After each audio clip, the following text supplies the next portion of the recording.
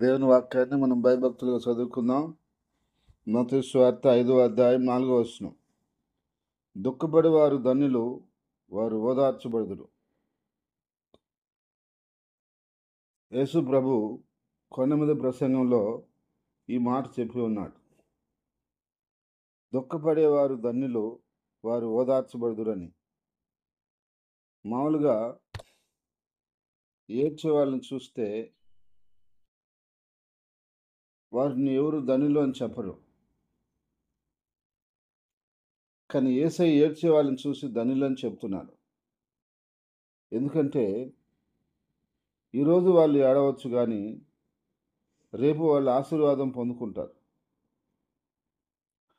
ఈరోజు వాళ్ళు ఏడవచ్చు కానీ రేపు వాళ్ళు ఓదార్పు పొందుకుంటారు. ఎందుకంటే దుఃఖపడే వారిని చూసినా, ఏడ్చే వారిని చూసినా దేవుడు ఊరుకుండేవాడు కాదు. మానవుడు కన్నీరు పెట్టడం దేవునికి సంతోషంగా ఉండదు. ఒకవేళ పశ్చాత్తాపంతో కన్నీరు పెడితే ఆయన సంతోషిస్తాడు. కానీ కష్టంతోనో, బాధతోనో, వ్యాధితోనో, ఇబ్బందులతోనో, ఇరుకుతోనో, సమస్యలతోనో మానవుడు కన్నీరు పెట్టినప్పుడు ఆ కన్నీరుని చూసి దేవుడు ఊరుకుండేవాడు కాదు. ఖచ్చితంగా ఆ కన్నీరుని చూసినప్పుడు ఆ వ్యక్తిని దేవుడు దర్శిస్తాడు. మన బైబిల్‌లో చూడొచ్చు. అనేక విషయాలు మనకు కనిపిస్తాయి. ఆగరు అబ్రహాం ఇంట్లో నుంచి బయటికి పంపించిన తర్వాత ఆ బిడ్డను తీసుకుని వెళ్ళి అరణ్యంలో అటు ఇటు తిరిగి ఒక చోట పెట్టి నీళ్లు దొరక్క అల్లాడిపోతున్నప్పుడు ఆ బిడ్డ ఎంతో ఏడుస్తూ ఉన్నాడు. ఎందుకు ఏడుస్తున్నాడంటే నీరు కోసం ఏడుస్తున్నాడు. దేవుడు ఆకాశం నుంచి చూసి ఆ బిడ్డ ఏడుపు విని ఆగర్ని హెచ్చరించి, ఆ పక్కనే చూడు నీళ్లున్నాయి. ఎందుకు బిడ్డ ఆ విధంగా ఏడుస్తా ఉంటే గమ్మున్నావు ఆగరు. ఇగో నీళ్లు పక్కనున్నాయి. తీసి ఆ బిడ్డకు పట్టు అని చెప్పి దేవుని దూత హెచ్చరించి నీళ్లు పట్టించి ఆ సమస్యను తీర్చి వెళ్ళిపోతుంది. ఇంకా బైబిల్‌లో మనం అనేకమైన విషయాలు చూడొచ్చు. అనేకమైన దుఃఖపడటము, ఏడవటం మనం చూడొచ్చు. హిజ్కియా ఏడ్చి ప్రార్థన చేసినప్పుడు మరణకరమైన రోగాన్ని తీసివేసి ఆయన మళ్ళా 15 సంవత్సరాలు ఆయుస్సు పొంది ముందుకు సాగగలిగాడు.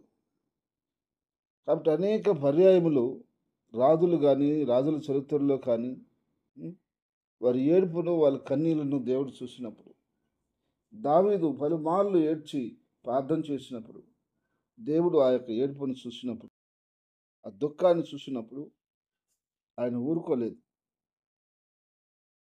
ఏ విధంగా ఓదార్చాలో ఆ విధంగా ఓదార్చాడు. వాళ్ళని ఏ విధంగా బలపరచాలో ఆ విధంగా బలపరిచాడు. ఏ విధంగా నిలబెట్టాలో ఆ విధంగా నిలబెట్టాడు. ఏ విధంగా ఆశీర్వదించాలో ఆ విధంగా ఆశీర్వదించాడు. కాబట్టి ఈరోజు ఒకవేళ నువ్వు దుఃఖపడుతుండొచ్చు, ఏడుస్తూ ఉండొచ్చు, బాధపడుతూ ఉండొచ్చు. కానీ అది అలాగే ఉండదు. అది కొంత సమయం మట్టుకే ఉంటుంది. దాన్ని దేవుడు మార్చేస్తాడు పూర్తిగా. ప్రకృతిని మనం గమనిస్తే ఇప్పుడు మనం రాత్రిలో ఉన్నాం. ఒక గంటకి పగులొస్తుంది. రాత్రే ఉండొచ్చు కదా!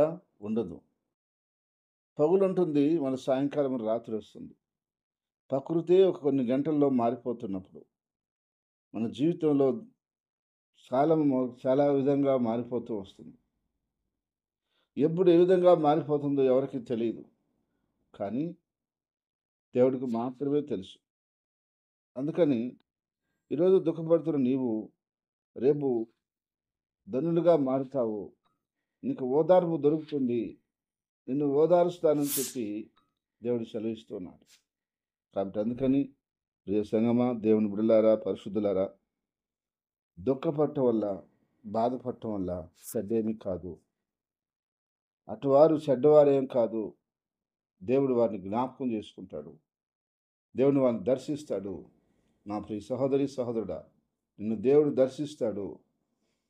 దేవుడు నిన్ను జ్ఞాపకం చేసుకుంటాడు. తప్పకుండా నీ దుఃఖాన్ని అంతటిని ఆయన నాట్యంగా మారుస్తాడు. నీ యొక్క కన్నీటిని ఆయన ఎత్తిపట్టి ఉన్నాడు. ఆ కన్నీటిని ఆశీర్వాదకరంగా మారుస్తాడు. దేవుడు నీకు కావలసిన ఆదరణ, ఓదార్పును ఆయన నీకిచ్చి ఆశీర్వదించి వృద్ధులు చేయనుగాక. ఆమేన్. ప్రేమగల తండ్రి, పరిశుద్ధమైన దేవా, నీ స్తుతులు స్తోత్రాలు చెల్లిస్తున్నాం నాయన. ఇంతవరకు మీరు మాతో మాట్లాడినందుకు నీ స్తుతులు స్తోత్రాలు తండ్రి. నిజంగా నువ్వు లేకపోతే మేము లేవు నాయన. అయ్యా, మా కష్టమేంటో తెలుసు, మా బాధ ఏంటో తెలుసు, మా ఇరుకులేంటో తెలుసు, ఇబ్బందులేంటో తెలుసు. నాయనా, నువ్వు లేకపోతే మాకు జీవితమే లేదు ప్రభువా. మాకు బ్రతుకే లేదు ప్రభువా. నాయనా, ఏదైనా నువ్వే సహాయం చేయాలి. నువ్వే కృప చూపించాలి. నువ్వే దారి చూపించాలి ప్రభువా. నువ్వే మేలు చేయాలి ప్రభువా. నాయనా, నిశ్చయంగా నువ్వు సహాయం చేయి తండ్రి. నిశ్చయంగా నువ్వు కృప చూపించు తండ్రి. నిశ్చయంగా నువ్వు మేలు చేయి తండ్రి. దేవా, దుఃఖంలో, బాధలో, వేదనలో, దిగుల్లో, భయంలో ఉన్న బిడ్డలను జ్ఞాపకం చేసుకోండి. నిశ్చయంగా వాళ్ళని బలపరచండి, ధైర్యపరచండి, ఆదరించండి. నీ ఆత్మ చేత నడిపించమని ప్రార్థిస్తున్నాను.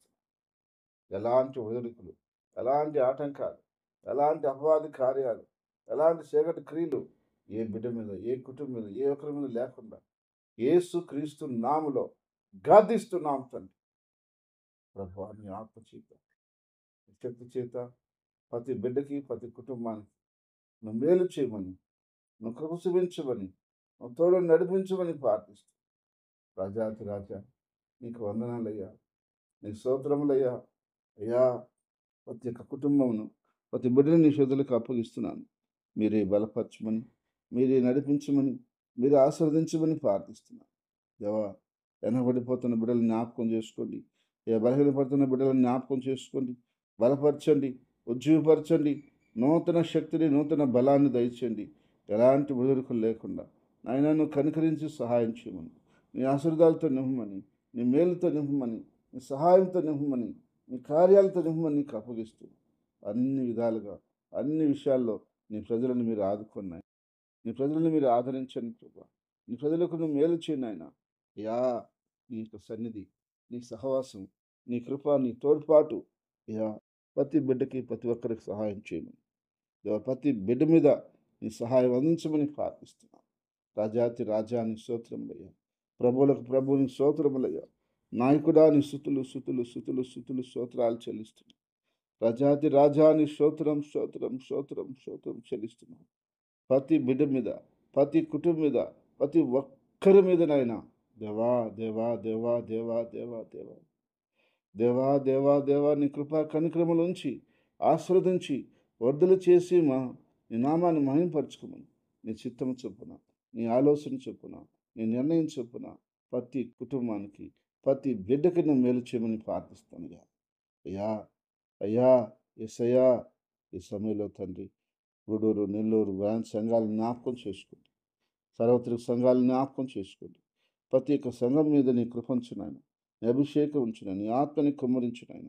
ఎలాంటి సాతాని క్రియలు, సాతాని యొక్క ప్రభావం ఏ బిడ్డ మీద, ఏ కుటుంబం మీద లేకుండా యేసుక్రీస్తు నామములో కొట్టివేస్తున్నాను తండ్రి. యా, కుటుంబాలు ఇంకా పరిపూర్ణంగా మారాలి. కుటుంబంలో ప్రతి ఒక్కరిని మందిరానికి రావాలి. ప్రభా, ప్రతి ఒక్క బిడ్డ రక్షణ పొందాలి. కుటుంబంలో జరగవలసిన కార్యాలు అయ్యా మీరు జరిగించాలి. నాయన, నీ నామాన్ని అత్యధికంగా మహింపరచుకోవాలని ప్రార్థిస్తున్నాను. నాయన, ప్రతి బిడ్డ మీద, ప్రతి కుటుంబం మీద నీ కృపా కనికరములు, నీ మేలు సహాయం ఉంచి ఆశీర్వదించి వదిలి చేయమని ప్రార్థిస్తున్నాను తండ్రి. అయ్యా, గురువులోనైనా గురువులోనైనా నూతన మందిరాలు నిర్మించడానికి సహాయం చేయండి. ఇంకా అనేక చోట్ల నూతన మందిరాలు నిర్మించడానికి సహాయం చేయండి. ప్రభా, నీ కార్యాలు బహుబలముగా, విస్తారముగా మీ నామలో మీరు జరిగించమని ప్రార్థిస్తున్నాను. అయ్యా, నువ్వు సహాయం చేయమని, అయ్యా నువ్వు కృప చూపించమని, అయ్యా నువ్వు అన్ని విధాలుగా ఆదుకోమని, అయ్యా మా దేశమును, దేశ ప్రజలను, దేశ నాయకులను, దేశ అధికారులను బట్టి నీ స్తోత్రాలు స్తుతులు వందనాలయ్యా. వారిని రక్షించండి అయ్యా, కాపాడండి అయ్యా. మా దేశానికి శాంతి భద్రతలు దయచేయండి అయ్యా. నీ కాపుదల భద్రత ఉంచమని ప్రార్థిస్తున్నాను అయ్యా. అన్ని విధాలుగా తోడి నడిపించు అయ్యా. మా దేశం ఇంకా అభివృద్ధిలోకి తీసుకురమ్మని, మా ప్రజలందరినీ కాపాడమని అయ్యా, మమ్మల్ని అందరినీ మీ చేతులకు అప్పగించుకుంటూ అయ్యా, ఈ దినం పుట్టినరోజు, వివాహ దినం జరుపుకున్న బిడ్డల్ని కుటుంబాల్లో సంతోష, సమాధానం, ఆనందము, ఆశీర్వాదము, నెమ్మది, కృప కలుగ చేయమని మీ చేతులకు మమ్మల్ని అందరిని అప్పగించుకుంటూ మా ప్రభు అయినటువంటి యేసుక్రీస్తు నామములో స్తుతించి ప్రార్థించి అడిగి ఏడుకుంటున్నాం తండ్రి. ఆమేన్.